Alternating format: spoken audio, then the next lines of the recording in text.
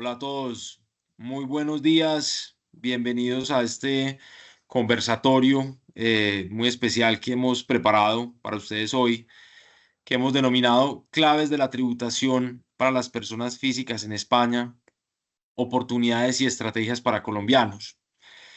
Tenemos el gran placer de tener aquí con nosotros a Pilar Boria. Pilar Boria es socia del equipo de Forbis Mazars en España y es también la persona encargada de todo el equipo de Global Mobility. Junto con Pilar hemos estado analizando este tema para revisar todas las oportunidades que existen para los inversionistas colombianos que quieren hacer negocios en España, que quieren empezar, digamos, a pasar más tiempo en España. Y pues hemos seleccionado como los temas más relevantes y más, digamos, más importantes para este fin. Entonces, la idea es que podamos tener una presentación por parte de Pilar sobre los temas más importantes y luego vamos a tener pues una sesión de preguntas y respuestas donde estaremos contestando todas sus preguntas. También están presentes los miembros del equipo de Forbis Mazars en España, tanto el equipo corporativo como el equipo de visas, por si hay alguna pregunta específica sobre ese tema. Entonces, bienvenida, Pilar. Un gusto tenerte aquí con nosotros y espero que este sea el primero de muchos conversatorios de este tipo que hagamos entre Colombia y España. Tienes el uso de la palabra. Muchísimas gracias, Juan Esteban. Para mí es un placer y primero que todo quería decir buenos días, Colombia, buenas tardes, España. Y como ha dicho Juan Esteban, mi nombre es Pilar Boria y para mí es un verdadero placer hoy estar aquí y compartir con ustedes este webinar sobre la tributación en España. Como han comentado, al final de la exposición habrá pues un espacio para preguntas o dudas que hayan quedado pendientes, ¿no? Este webinar pues, va a tratar de eso, de la tributación en España de las personas físicas, aquellas personas que quieran trasladarse a vivir o a hacer inversiones, negocios en España. Si pasamos a la siguiente slide, por favor. Estupendo. Primero que todo, lo que quería explicar es que España no solo se caracteriza por tener una gran diversidad geográfica, cultural, gastronómica, sino también tributaria. Y eso lo hace las comunidades autónomas. Tenemos 17 comunidades autónomas y 2 ciudades autónomas. En España existen impuestos estatales, autonómicos y locales. Las comunidades autónomas tienen una cierta potestad no solo en los impuestos autonómicos, sino también en los impuestos estatales. Y ello conlleva que dependiendo de la comunidad autónoma donde uno resida, la tributación pueda ser distinta. Los principales impuestos que van a afectar a las personas físicas residentes fiscales en España y que van a ser objeto de tratamiento de este webinar van a ser el impuesto sobre la renta de las personas físicas o comúnmente llamando el IRPF o impuesto sobre la renta, el impuesto sobre el patrimonio, impuesto sobre sucesiones y donaciones, el impuesto temporal de solidaridad de las grandes fortunas y en mayor medida el impuesto sobre la renta de no residentes.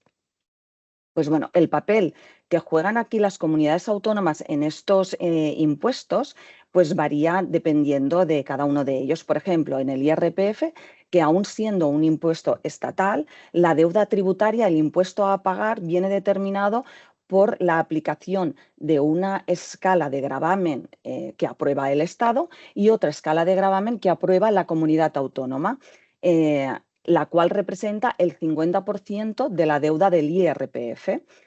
Por ejemplo, en el caso del impuesto sobre el patrimonio o el impuesto sobre sucesiones y donaciones, estos son impuestos que son cedidos y gestionados por las comunidades autónomas y estas tienen cierta potestad regulatoria sobre ellos, pudiendo regular aspectos tan importantes como son mínimos exentos, deducciones, bonificaciones, tipos impositivos. Por lo tanto, de ahí ¿no? Esa primera introducción de tenemos una diversidad tributaria en España que la marcan pues, las comunidades autónomas.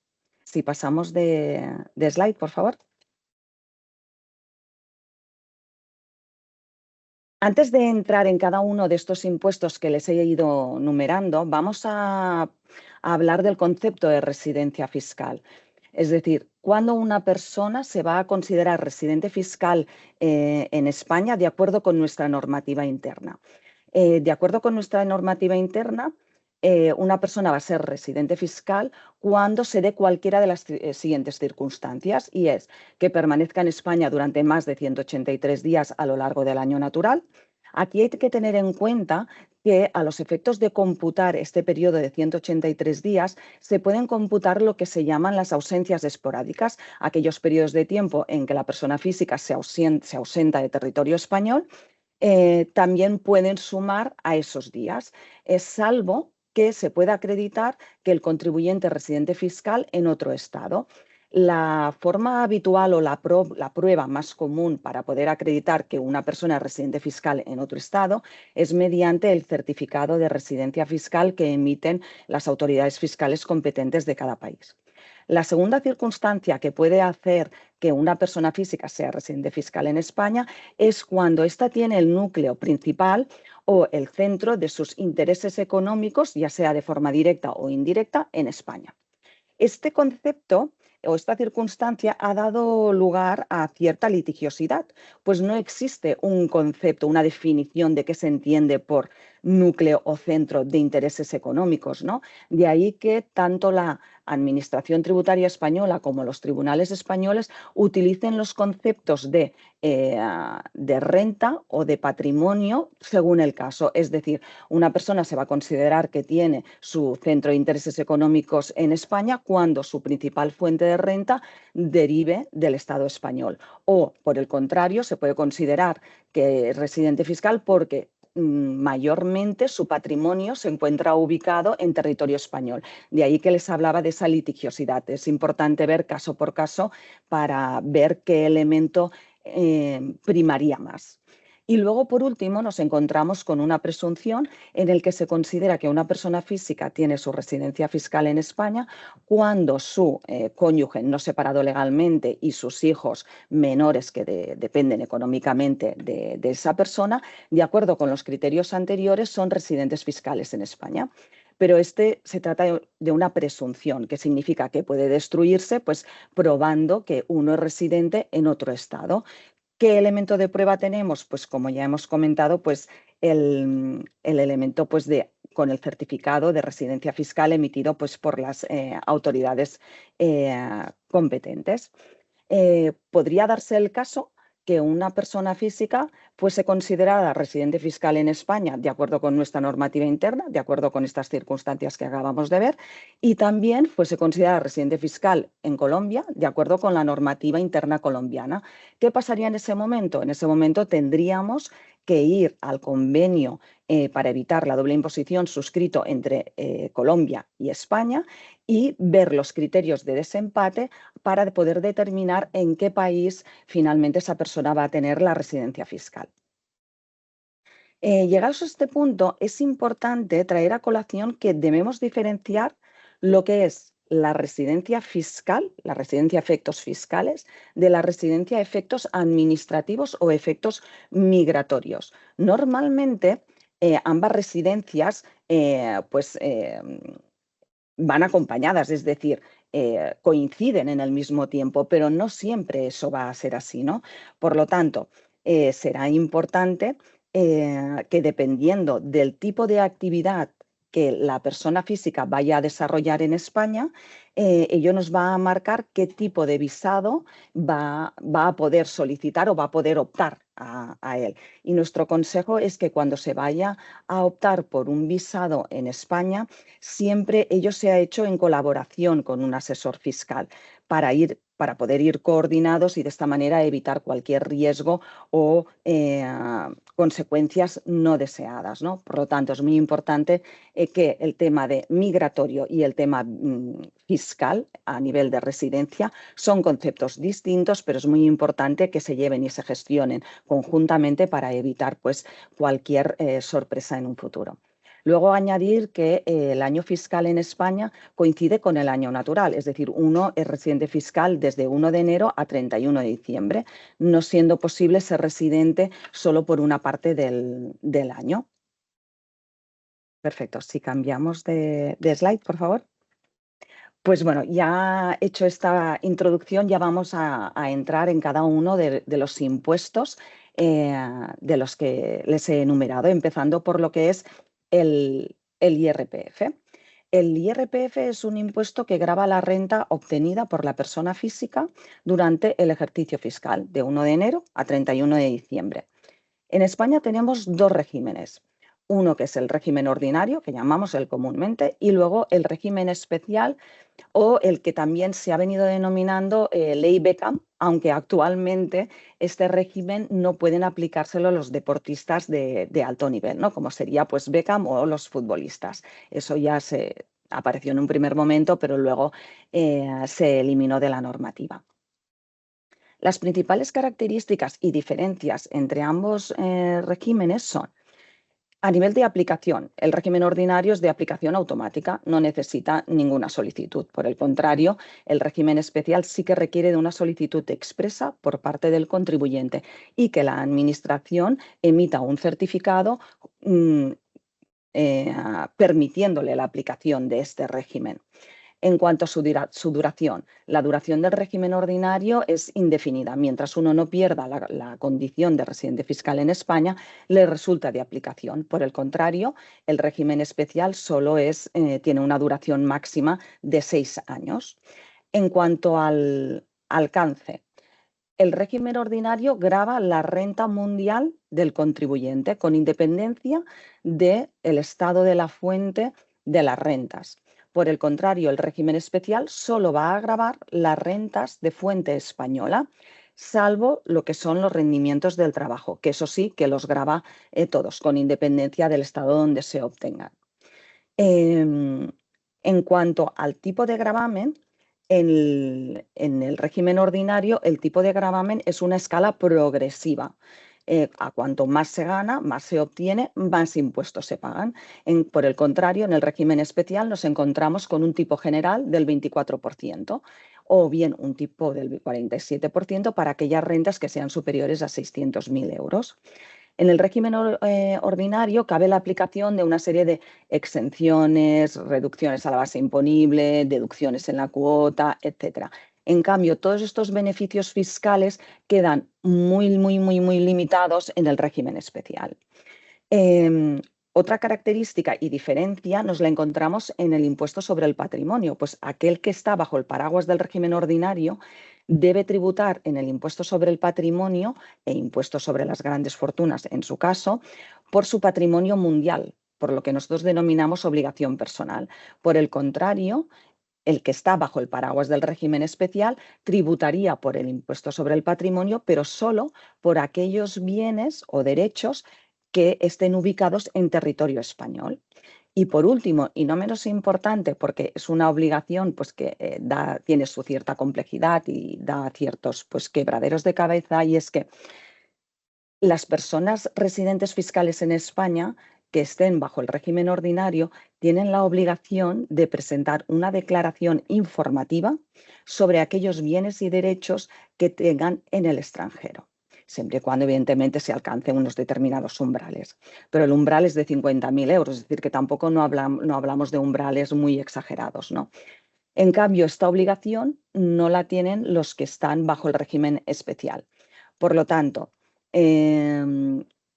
hay tantos pros como contras en el régimen especial. Es decir, en un primer momento puede parecer muy positivo, pues porque tiene un tipo general fijo del 24%, etcétera, pero en cualquier caso debe analizarse caso por caso, porque dependiendo del tipo de rentas que uno obtenga, dependiendo de los bienes y derechos que uno tenga, pues le va a interesar más un régimen u otro.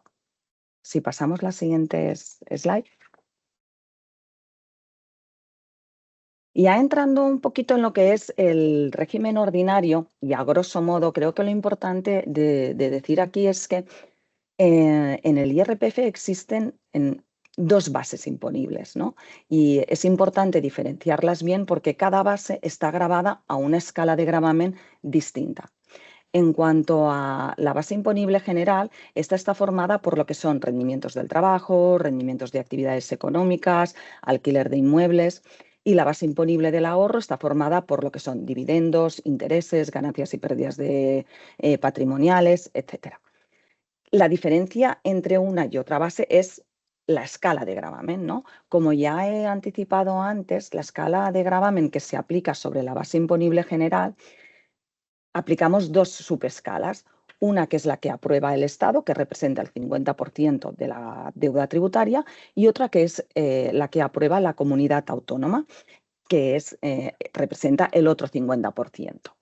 A modo de ejemplo, he querido reflejar aquí los tipos máximos que se aplicarían en comunidades, pues quizás de las más representativas, como sería Andalucía, cuyo tipo máximo de tributación en el IRPF en la base imponible general sería el 47%, o Cataluña, que estamos en un 50%, o en la Comunidad de Madrid, que es un 45%, o Valencia, en el que tienen un tipo máximo del 54%. Pero en todo caso, esto es tipos máximos, es una escala progresiva, no es que todo vaya a ese tipo máximo, sino que a partir aproximadamente de los 300.000 euros nos situaríamos en este tipo máximo.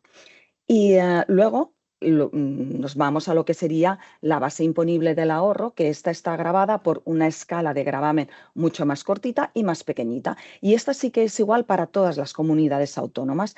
Y vamos de un tipo mínimo del 19% hasta los primeros 66.000 euros y un tipo máximo a partir de 300.000 euros del 28%. Por lo tanto, como se puede observar aquí, la tributación en España dependerá del tipo de rentas que uno obtenga y también de la comunidad autónoma donde uno resida. A más, en el régimen ordinario, como ya he comentado, existe la posibilidad de aplicar una serie de exenciones sobre determinadas rentas, reducciones en la base imponible y también deducciones. Si pasamos de slide. Gracias. Aquí he querido reflejar y transmitirles pues, esta deducción de la cuota del impuesto. Es una deducción que ha regulado la Comunidad de Madrid, si bien es cierto que a día de hoy todavía no está aprobada, pero no creo que se tarde mucho en que la Comunidad de Madrid apruebe esta deducción. ¿Por qué he considerado importante explicarles estas? Pues bueno, pues porque va dirigida a atraer inversores extranjeros para que vengan a residir a España y vengan a residir a la Comunidad Autónoma de Madrid. ¿Y qué es lo que va a permitir esta deducción? Pues va a permitir una deducción en la cuota autonómica, que representa el 50% de la deuda total, del 20% del valor de adquisición de ciertas inversiones, como son pues, en valores representativos de la cesión a terceros de capitales propios. ¿De qué hablamos? Pues hablamos de obligaciones, bonos, préstamos, seguros, etc. Y también de inversiones en valores representativos de la participación en fondos propios de entidades, ya sean negociados o no negociados en mercados organizados. Y, una vez más, con independencia de si esas entidades son entidades españolas o extranjeras. Lo que sí que se pide es que no sean entidades que sean residentes en paraísos fiscales. Los requisitos a cumplir para aplicar esta deducción sería, pues evidentemente, invertir en estos activos financieros, no inmobiliarios, importante también a tener en cuenta. No haber sido residente fiscal en España en los últimos 5 años, mantener la inversión durante 6 años y mantener la residencia fiscal en la Comunidad de Madrid durante esos 6 años. ¿Cuándo se debe hacer esta inversión? Esta inversión se puede hacer bien en el año en que uno adquiere su residencia fiscal en España o en el año siguiente. Y en el caso de que hablemos de inversiones en entidades españolas, se permite hacer la inversión el año anterior al traslado a España. Por lo tanto, Como ven, es una deducción muy atractiva porque si hablamos de una deducción del 20%, si considerásemos una inversión de 300.000 euros, estaríamos ante una deducción en cuota de 60.000 euros, que si no alcanzase la cuota el primer año, se podría aplicar en los 5 años siguientes. Por lo tanto, es una una deducción muy atractiva para aquellos extranjeros que quieran ir a vivir a España y en concreto a la Comunidad de Madrid. Si pasamos la siguiente slide. Gracias. Bueno, y ahora ya entramos en lo que es el régimen especial que antes ya les he avanzado. ¿Quién puede optar a aplicar el régimen fiscal especial de no residentes? En este caso, esto va dirigido a aquellos trabajadores que sean desplazados a España y vengan a España con motivo de un contrato de trabajo, porque sean contratados por una empresa española, o bien porque su desplazamiento venga ordenado por su empleador y vengan con una carta de desplazamiento. Es decir, pues hay una empresa colombiana que tiene una filial en España y lo que quiere es que un directivo, cualquier trabajador suyo, vaya a trabajar a esa compañía española y mantenga su contrato de trabajo de origen en Colombia y se va con una carta de desplazamiento a trabajar a esa filial, a esa entidad española. Luego está permitido también para lo que son los conocidos nómadas digitales, aquellos que tienen el estatuto de trabajador de una empresa extranjera y quieren vivir y teletrabajar desde su casa desde España. Luego tenemos también para aquellos que adquieran la condición de administrador de una compañía española. Estos también podrían optar a aplicar el régimen siempre y cuando se cumplan una serie de requisitos. También podrían ser beneficiarios de este régimen, inclusive siendo accionistas de esta compañía española. Y luego los dos últimos casos son algo un poquito más complicados de conseguir porque es para aquellos que vengan a realizar una actividad empresarial calificada como emprendedora y profesionales altamente cualificados que presten servicios a empresas emergentes. En estos casos siempre estamos hablando de empresas o actividades con base tecnológica o que tengan un cierto interés económico, etc. Entonces, aquí sí que es algo pues ya un poco más especial de que se diese el supuesto o cumplir los requisitos, ¿no? Además de estar dentro de estas categorías, es importante para poder conseguir el régimen es no haber sido residente fiscal en España en los últimos 5 años y no obtener rentas que se califiquen como rentas obtenidas mediante un establecimiento permanente. ¿Qué significa esto? Pues significa no realizar una actividad económica en España, salvo en los dos últimos supuestos que en este caso sí que se permitiría. Con ello quiere decir, si uno, por ejemplo, viene como nómada digital, porque lo que quiere es teletrabajar, no podría ejercer una actividad profesional o económica a más de su actividad como trabajador. ¿De acuerdo? Y las principales características de este régimen es que solo quedan grabadas las rentas de fuente española. ¿Qué quiere decir ello? Que si uno obtiene dividendos de Colombia, estos no quedarían grabados en España. Si uno se vende una casa o un negocio que tiene en Colombia, no tributarían en España, salvo lo que son los rendimientos del trabajo, que en ese caso sí que, con independencia del estado de la fuente, quedarían grabados en su totalidad en España. En cuanto al tipo de gravamen, aquí sí que tenemos un tipo fijo del 24% hasta los 600.000 euros y a partir de esos 600.000 euros se gravaría al tipo del 47%. Pero como antes ya les he explicado, en España diferenciamos lo que serían las rentas que forman parte de la base imponible general y las rentas que forman parte de la base imponible del ahorro, como son los dividendos, intereses. En ese caso, en el caso de obtener dividendos de fuente española, estos quedarían grabados a la misma escala progresiva de la base del ahorro, que es más reducida y cuyo tipo máximo de tributación es el 28%. Luego también, como gran novedad, desde el 1 de enero del 2023, es que este régimen no solo es posible aplicarlo a aquellos sujetos que cumplan estas condiciones, sino que también se permite extenderlo a los familiares de estos sujetos, inclusive exista matrimonio o no exista matrimonio entre ellos. Es decir, que si uno viene con su pareja de hecho, que al menos lo denominamos así en España, su pareja de hecho, si hay hijos, podría también beneficiarse de este régimen. Y por último, indicar que sí que es muy importante que el plazo para solicitar este régimen es de 6 meses desde el alta a la Seguridad Social española.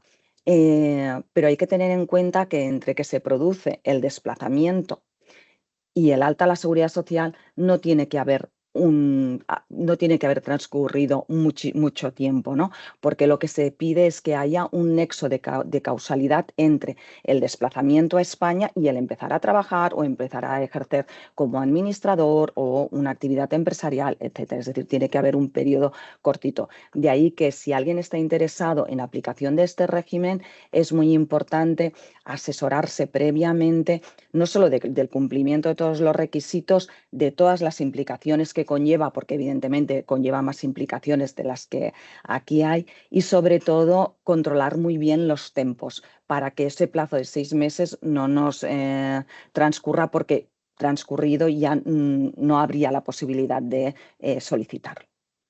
Si pasamos a la siguiente slide.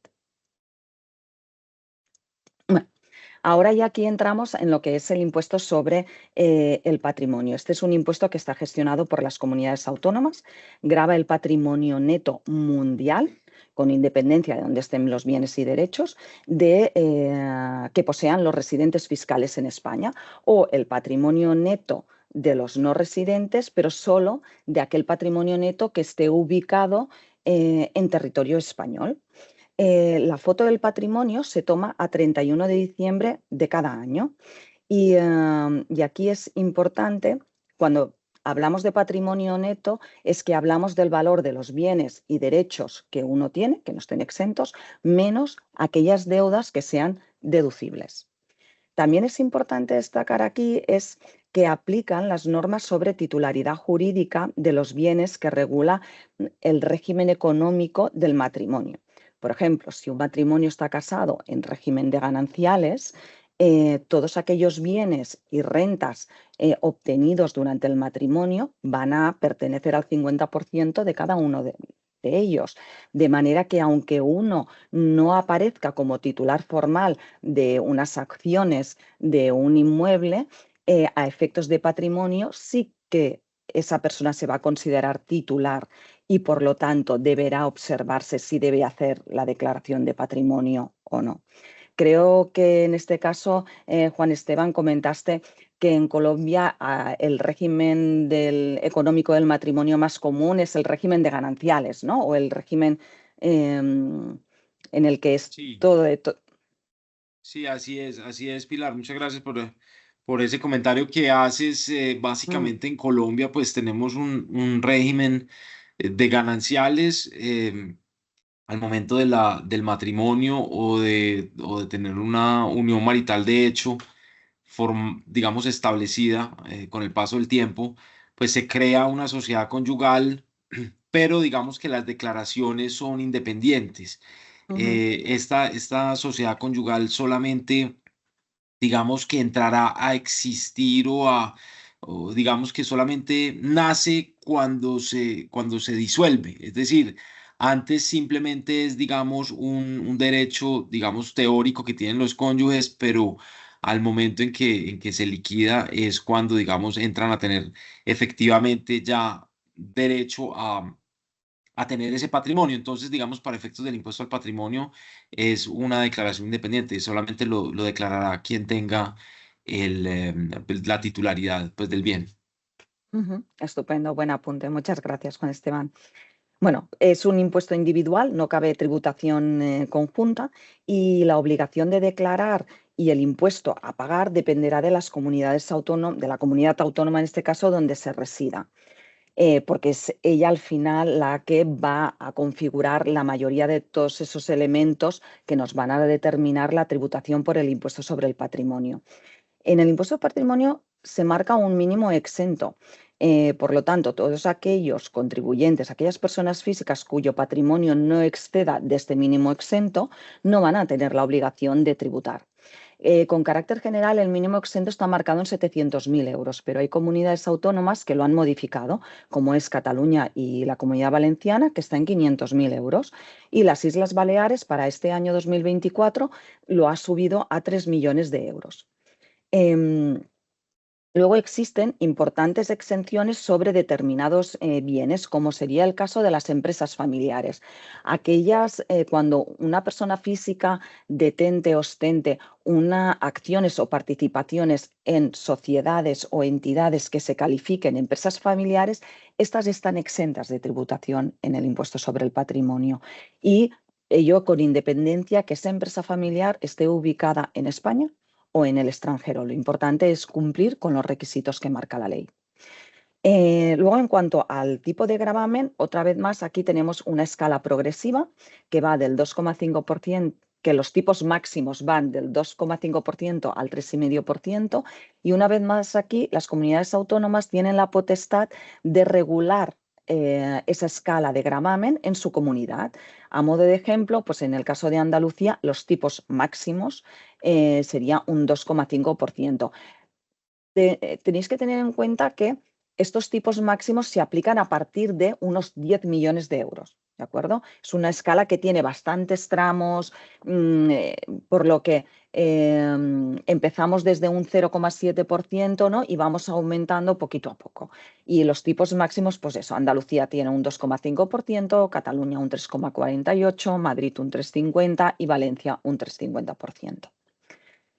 Algunas comunidades autónomas lo que hicieron es aprobar una serie de bonificaciones pues, del 100%, como es Andalucía y Madrid, o del 50% en el caso de Galicia, sobre la cuota del impuesto. Esto lo que llevaba es que los residentes en las comunidades de Andalucía y Madrid no pagasen el impuesto sobre el patrimonio. Ahora, todo esto ha cambiado con la llegada del impuesto sobre las grandes fortunas, que es lo que vamos a tratar a continuación. Si podéis pasar, por favor, la siguiente slide. Aquí nos llega lo que es el impuesto temporal de solidaridad de las grandes fortunas, que yo, para cortarlo, le digo impuesto sobre las grandes fortunas, ¿no? Este impuesto es un impuesto, un nuevo impuesto sobre el patrimonio que nace con dos finalidades. Una finalidad recaudatoria para exigir un mayor esfuerzo pues, a aquellos que tienen pues, mayor capacidad económica, y luego una finalidad armonizadora que, con el objetivo pues, de disminuir esas diferencias de gravamen entre las comunidades autónomas, porque como hemos visto hay comunidades autónomas que exigen el impuesto y otras que habían aprobado una bonificación del 100% que conllevaba la no tributación en esa comunidad. Este impuesto nació con una vigencia limitada para los años 2022 y 2023, si bien había la posibilidad de prorrogarse, y es lo que ha pasado para el año 2024.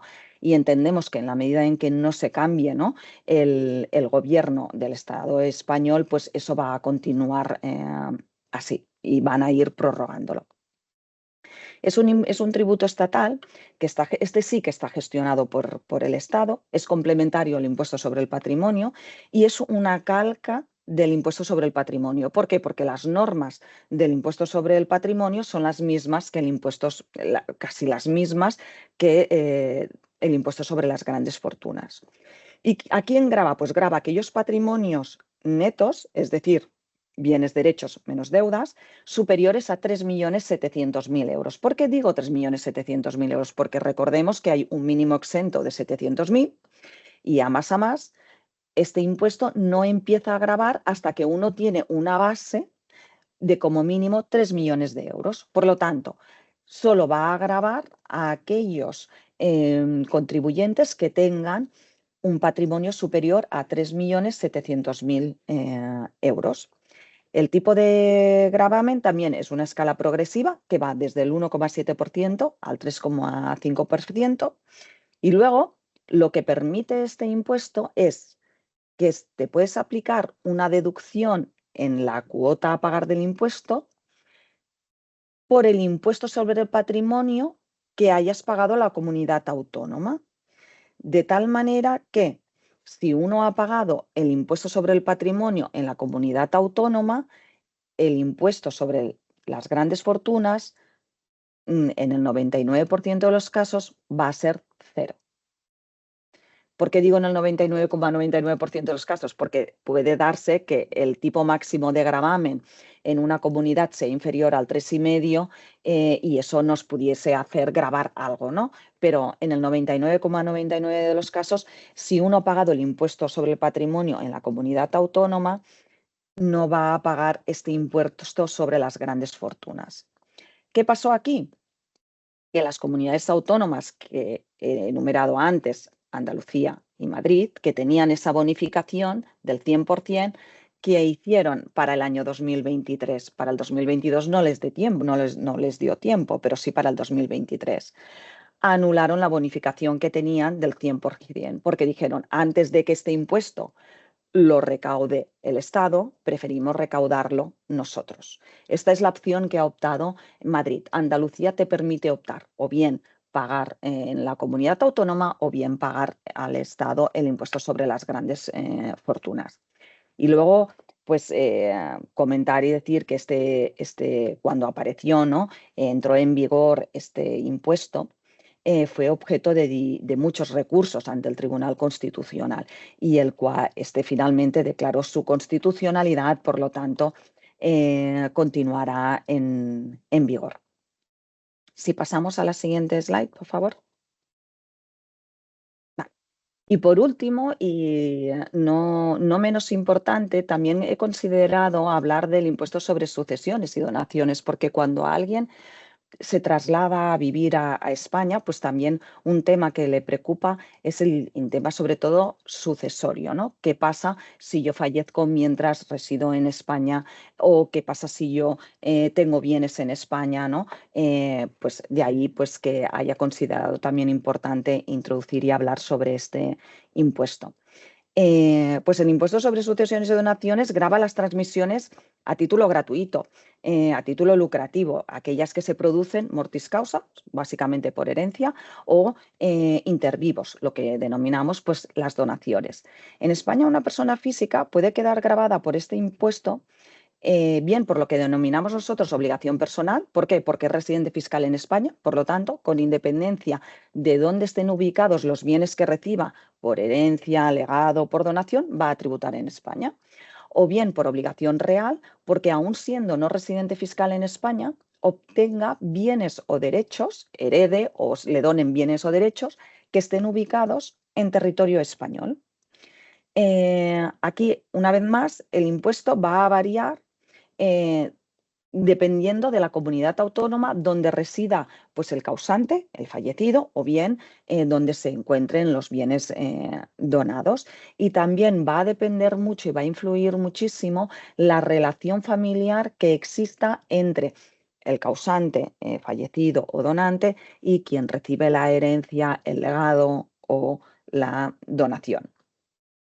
Aquí el tipo máximo que hablamos es el 34%, pero sí que es cierto que las comunidades autónomas han aprobado una serie de desgravaciones fiscales que lo que han hecho es que en muchos casos casi eliminan, ¿no? Por completo el tributo. Si pasamos la siguiente slide. Aquí he querido reflejar pues, las principales ventajas fiscales en materia de sucesiones que han aprobado pues, bueno, estas comunidades autónomas que he tomado como referencia, ¿no? Básicamente, los principales beneficios son, hay una reducción en la base imponible del impuesto, en el caso de Andalucía es de 1 millón de euros para descendientes y cónyuges, es muy significativa. En Cataluña estamos hablando de 100.000 euros, en la Comunidad Autónoma de Madrid son 16.000 y en el caso de la Comunidad Valenciana también son 100.000 euros. Por lo tanto, esto ya es automáticamente en una herencia este importe queda descontado de lo que sería lo que llamamos nosotros el caudal relicto, ¿no? Es decir, todo aquello que se transmite a los herederos. Luego, otra ventaja fiscal y significativa es cuando en la masa hereditaria haya participaciones en lo que denominamos nosotros empresas familiares. Aquí tenemos una reducción del valor de esa empresa familiar y que forma parte del caudal relicto que va entre el 95% y el 99%. Por lo tanto, si alguien transmite una empresa familiar, esté situada en el extranjero, en España, etcétera, como verán, es que prácticamente no pagaría impuestos. Y luego, y por último, ya tenemos una deducción en la cuota del impuesto que puede llegar al 99% para descendientes y cónyuges, con independencia de los bienes transmitidos, etcétera, y donde estén ubicados, por lo que una deducción del 99% del impuesto llega a eliminar casi el impuesto, es decir, lo que se paga es muy poco, ¿no? Esta deducción es del 99% en el caso de Andalucía, tanto para descendientes como cónyuges. En Cataluña es del 99%, pero solo para cónyuges. Pero sí que luego hay una deducción progresiva para los descendientes, se va minorando este porcentaje en función del valor que se hereda. En el caso de la Comunidad Autónoma de Madrid también es del 99% aplicable a los descendientes y cónyuges. Y en el caso de la Comunidad Valenciana es muy similar a Cataluña porque también es 99% al cónyuge y luego hay una deducción que también es progresiva que va menguando en función también del importe que se herede. Pues bueno, por mi parte, ¿puedes pasar la siguiente slide?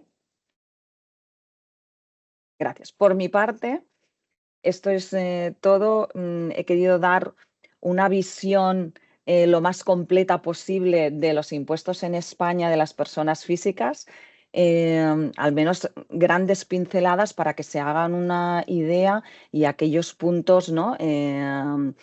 A tener en cuenta si pues, bueno, desean trasladarse a España, quieren invertir, quieren venir a vivir, que estaremos encantados de recibirlos. Y ahora hay una parte que, Juan Esteban, por favor. Bueno, no, aquí, Pilar, primero que todo, pues muchísimas gracias, muy completa tu presentación, muy claro. Creo que realmente es un recorrido como por los asuntos más relevantes y más importantes para los inversionistas colombianos que quieren, eh, pues, invertir en España o empezar a pasar más tiempo en España. Y bueno, y digamos que siempre es importante recordar que desde hace unos casi 20 años tenemos en vigencia el convenio para evitar la doble imposición entre Colombia y España, que eso, digamos, facilita pues mucho la inversión en ambas vías. Tenemos, por ejemplo, pues el convenio fue nuestro primer convenio que suscribimos para evitar la doble imposición en Colombia, porque pues antes de eso teníamos un convenio regional, que es el convenio de la Comunidad Andina, pero digamos como convenio bilateral ese fue nuestro primero, y digamos que tiene, pues digamos que tiene aspectos muy interesantes, por ejemplo el tema de los dividendos, em, se establece unas retenciones en la fuente del 5% o del 0% en el caso de que la compañía española tenga más del 20% del capital de la compañía colombiana, versus una retención en la fuente del 20% que establece la ley interna. Entonces, realmente eso es bien interesante, pues, como para las personas que tienen inversiones en los dos países y que quieren, pues, enviar un dividendo. Y también lo mismo pasa, pues, con los intereses y las regalías que tienen pues la retención en la fuente del 10% versus el 20% que tiene la legislación interna. Eh, digamos, muchos asuntos muy interesantes en materia del impuesto al patrimonio que tú mencionabas. Pues digamos, este convenio, por supuesto, previene la doble imposición al impuesto al patrimonio y digamos que teniendo normas de impuesto al patrimonio en España, normas de impuesto al patrimonio en Colombia, pues eso le brinda pues a los inversionistas un grado de seguridad especial. Em, bueno, tenemos algunas preguntas en el Mm, chat. Si quieren, sí, vamos sí, revisando. sí. Bueno, dime, adelante, No, no, Pilar. no, por favor. No, no, iba a leer una de ellas, pero bueno, Dale, dale, adelante, adelante. sí, gracias por la invitación. Muy bueno poder tener las memorias de esta conferencia. Ningún problema por mi parte. Mis compañeros se la facilitarán. Encantados, un placer. Luego tenemos también un colombiano que ahora es residente fiscal español. del régimen general y vende un inmueble ubicado en Colombia, ¿cómo determina el costo fiscal del bien vendido? ¿Este costo debe ser igual en Colombia y en España? Bueno, en España, si es residente fiscal en España, para determinar la posible ganancia o pérdida patrimonial, aplicaremos la norma española. En términos generales, es por la diferencia entre el valor de adquisición, que está formado por el precio de compra más los gastos asociados a esa compra, y el valor de transmisión, que es el valor de venta más menos los gastos asociados a esa venta. Y como ganancia patrimonial formaría parte de la base del ahorro y tributaría pues esa escala que va del 19% al 28% como máximo. Sí, Espero haber aclarado.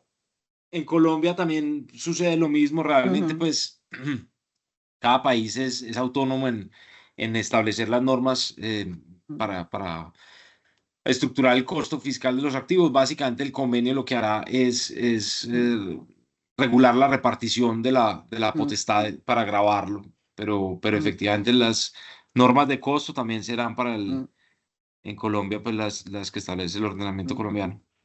Sí. Y si hubiese alguna tributación en Colombia, esta se podría deducir en el impuesto español mediante una deducción por doble imposición internacional. Luego hay la siguiente pregunta es, ¿esa es la misma ley que Mbappé? Otro compañero dice, ¿nos podías hablar sobre el proyecto de la ley Mbappé? La ley Mbappé, no le he querido llamar ley Mbappé, aunque Juan Esteban me insistió, pero lo hubiese tenido que hacer, pero es la deducción por inversiones que hemos hablado en la Comunidad de Madrid, es decir, que ya hemos hablado de ella, así que también está explicada. Y no sé si tenemos alguna consulta más o alguien No, está. yo creo que hasta ahí están las preguntas. Ujú. Bueno, pues no, maravilloso.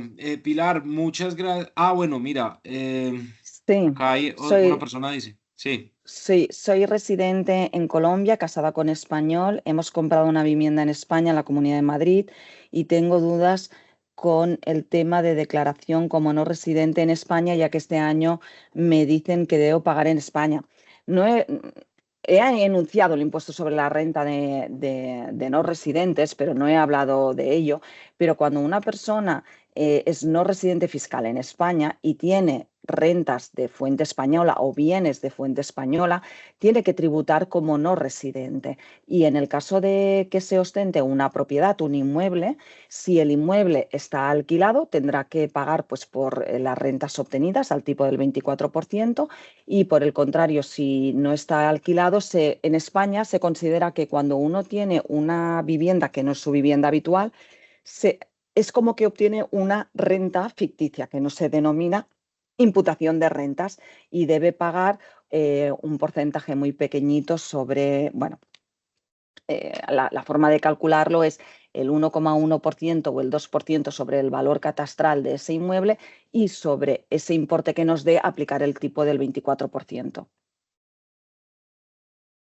Espero haber aclarado aquí cómo funciona el convenio de la imposición frente al impuesto sobre el patrimonio, cuando un colombiano residente fiscal en España tiene la mayor parte de su patrimonio en Colombia. En este caso, el convenio de doble imposición entre Colombia y España no solo está previsto para el impuesto sobre la renta, sino también para el impuesto sobre el patrimonio. Y lo que nos viene a decir es que Colombia podrá gravar, aún no siendo residente fiscal, el titular del inmueble podrá gravar los inmuebles que estén ubicados en Colombia.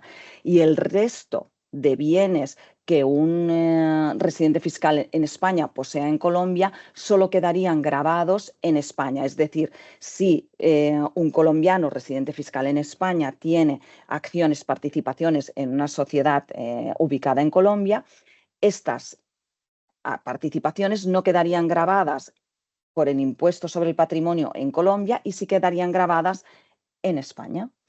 No en el caso de tratarse de bienes inmuebles. ¿Qué más? Luego hay otra pregunta que es, ¿cómo ves el futuro del régimen ETV español? ¿Desaparecerá?